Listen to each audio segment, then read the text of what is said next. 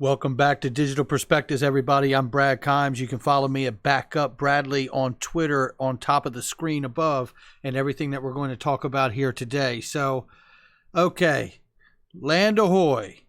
If you notice off in the distance here in the land, we are going to cover stuff from the OCC, the U.S. Treasury, the Secret Service, FSOC, which is a regulatory body, Financial Stability Oversight Council connected to the Treasury, the CFTC, the FATF connected to the G20 regulatory body there, Financial Stability Board connected to the G20, and I believe also associated with the BIS, the SEC, Securities Exchange Commission, the Fed, the Digital Dollar Project, BIS, Bank of International Settlements, the Central Bank of Central Banks, the IMF, WorldBank, CBDCs, and XRP currency designation.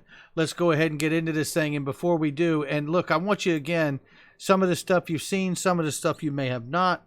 But again, I think what's important here is to get a big picture view of what is taking place. Fundamentals are huge here on this channel, just as speculation of the fundamentals. And I think here what we have is a very, very clear picture of building off of this morning's video. If you have not seen this morning's video, I really do highly suggest you go watch that video and then watch this one, because they really work together. Okay, just pulled up the Ripple Labs site here to see if we see any information about a filing, S1 or otherwise, as far as the IPO goes. Nothing as far as that.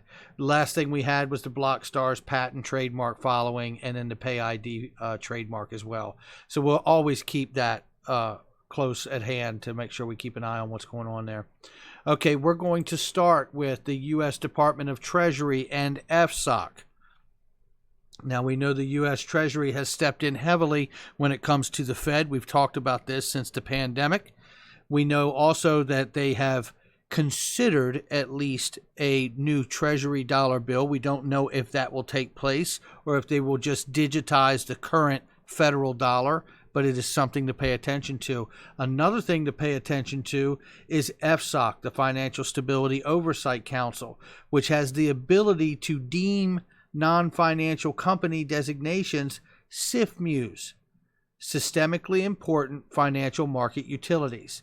Now, this is a massive designation should non-financial entities get such a designation.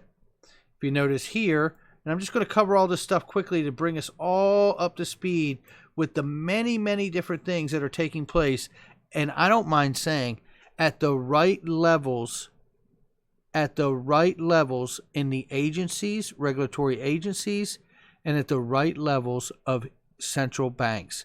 This is powerful stuff that we're looking at here today. So, a financial market utility is systemically important is a designation that they can issue based on the Dodd-Frank Act that came out a few years ago. This would allow them to designate things that they feel are systemically important to the financial institutions and system. And if it gets a designation of that, it would be held to a higher standard and prudential as opposed to other non-financial market utilities. So, or non-systemically important financial market utilities. So again, the reason I'm showing you this here is because there has been so much motion happening within the regulatory agencies of the Treasury.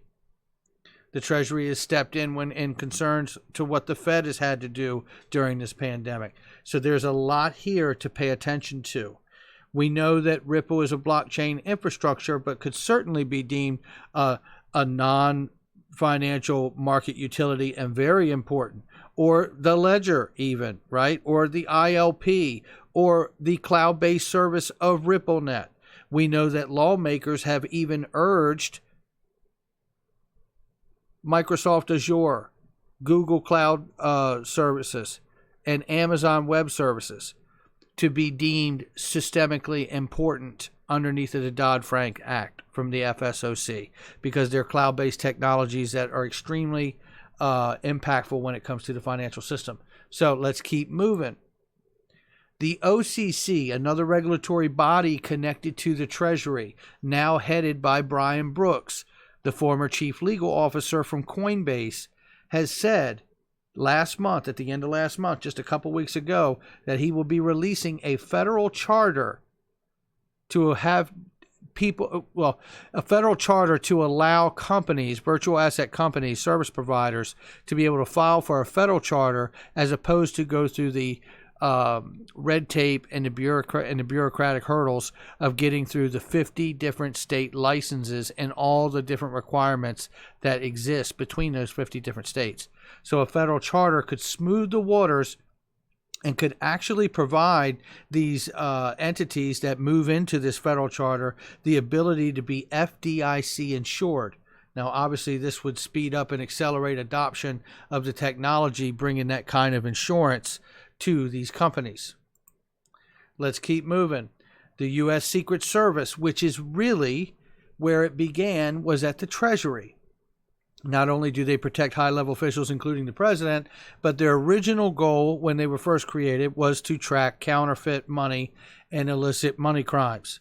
So they've created a cyber task force specifically to focus on cryptocurrency, and they are it has been suggested by the president and the current administration that they move them back to the Treasury and expand that department to accommodate the expansion for cryptocurrency and cyber crimes.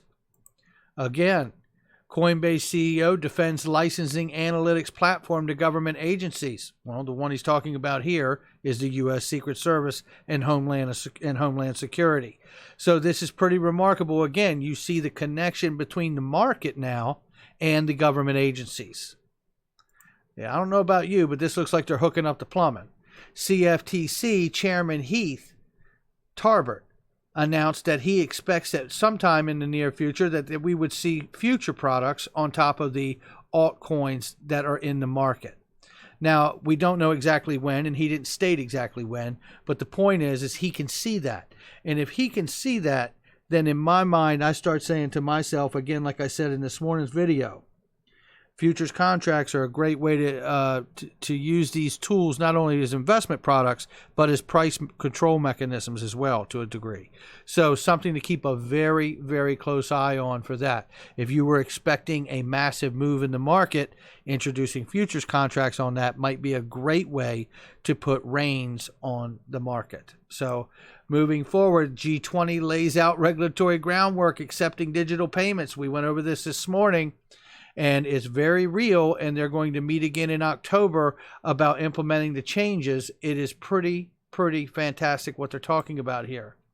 Here's another highlight of this from the G20 Insight from Matthew Linai. Thank you, Matthew. You're amazing. G20 Insights, International Financial Architecture. Listen what they say here. G20 2020 digital money is here. G20's thinking has to go digital too. Now, listen, this is the kind of bullish things that we're seeing. The G20 international body of the biggest economies of the world. Hello. Yeah. Anybody know when we're talking about digital money and digital payments that we're talking about here? Accepting digital payments.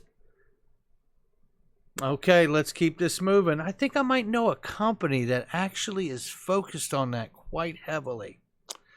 Give me a second, I might think of it. Anyway, moving on, the FATF public statement on virtual assets related providers. And this really gets down into, I just brought this up because of the deadline that they had recently last month for the AML, KYC, CFT travel rule regulations or guidelines that were submitted on the international level. Again, the FATF, a regulatory body connected to the G20, the largest economies of the world. You know, this just isn't anybody. The people that sit on the FATF regulatory panel are the same countries that sit on the G20. Come on in. Okay, let's keep this moving. The FSB, Financial Stability Board, another regulatory agency connected to the G20. Enhancing cross-border payments. I'm sorry. Are we seeing a pattern? Digital payments, enhancing cross-border payments. Oh, I'm sorry. Financial Stability Board again. addressing the regulatory, supervisory, and oversight challenges raised by global stablecoin arrangements? Yeah. How do you think they're going to make these digital payments? Right? It ain't going to be in seashells. So here we go. Let's keep it going. The SEC, all right, Securities Exchange Commission out of the United States, developing a safe harbor rule for cryptocurrency. And that really allows these companies a safe harbor to develop so they can really kind of figure out where they fit. Are they an ICO? Are they a token-based company with blockchain? You know, what is it? Do they start off in one particular position and then graduate as they grow as a company into another thing, from a security to a commodity? Very interesting that the SEC is providing this to provide safe harbor. And this, I think, is going to help accelerate innovation and entrepreneurs wanting to come into this space and feel like they're not going to be thrown in jail or taken to court over just simply trying to start a business in new tech. Okay, the BIS, Bank of International Settlements, the central bank of central banks. We covered this the other week. The board of the Bank of International Settlements today announced the expansion of BIS Innovation Hub with the establishment of new hub centers across Europe and North America in cooperation with member central banks. So this is an innovation hub with member central banks. In the next 2 years, BIS will open centers in collaboration of Bank of Canada, Bank of England, Bank of Central European Central Bank, Eurosystem, and the 4 Nordic central banks, and the Central Bank of Norway and Stockholm. And the BIS will also form a strategic partnership with the Federal Reserve System. And it's interesting because all of this is about fostering fintech innovation for payments. I tell you, it's really quite interesting. Now let's take a look at this. Chris Giancarlo, Daniel Gorfine, and all the others in the staff there for the Digital Dollar Project. I cannot even begin to thank them enough for how much they have been carrying the torch publicly for a U.S. digital dollar, and to get this thing done in a very, focused, with a sense of purpose. I guess not urgent, but with a sense of purpose, right? And really to get this thing created and on the market. And it's just, I don't think we're far away from it, I'll be honest with you.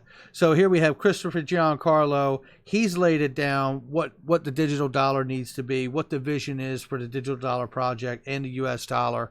And he continues to work towards that goal. Then we get to the broader topic of CBDCs in general. Central bank digital currencies, not just the digital dollar, but all the dollars. This is NASDAQ having an article on how critical and important central bank digital currencies are interoperable. And this was a great article. I covered it back when it came out. Let's keep moving. I mean, you see the theme here. The regulatory bodies are shifting. They're adding task force. They're adding regulation, right? They're moving to where they need to be so they can better serve this new market that obviously is not going away. WorldBank investigates smart contracts as financial tools with mixed results. Mixed results, I think we all know where the WorldBank is on digital currency. They have put out countless papers on being able to make the SDR, the special drawing right with the IMF, and the World Bank is connected to the IMF, one side's policy, one side's lending, I believe, if I remember correctly. So they're all connected together here, and the reality is such that they are hugely bullish on doing an electronic SDR. When they launched the XDR back in '69, I believe it was, it never quite took off the way they wanted it to, because it couldn't get the liquidity it needed, because they never offered it like a true currency. It was actually more like a bond or a treasury note, and then they lend against that to the countries that take the notes. So exciting stuff that they are also very bullish on being able to incorporate digital assets to electronic SDR for the IMF and, of course, the benefit of the World Bank. Now, here's where we bring it all home. And Crypto Dad, the former CFTC chairman, is also the head of the Digital Dollar Project, as you just saw, came out and wrote a professional paper about XRP not only not being a security, but being a currency. Now, we've heard this in other places as well, but this is powerful coming from this guy. The former CFTC chairman, right? He understands. The paper he wrote broke down the Howey test and how XRP does not fit the bill. Now, I understand it's his professional opinion, and it doesn't change where the status or designation is. But I want you to understand, too, that, Chris Giancarlo is also a lawyer at Wilkie Barr. Wilkie Barr is also counsel to Ripple. I would imagine that paper is probably at least tucked in there when it comes to that class action lawsuit when they make their argument about it not being a security. So, again, this is extremely exciting. And when I show you this thumbnail here, this is what it looks like to me. It looks like we've been out here in this bear market for what, 3 years now?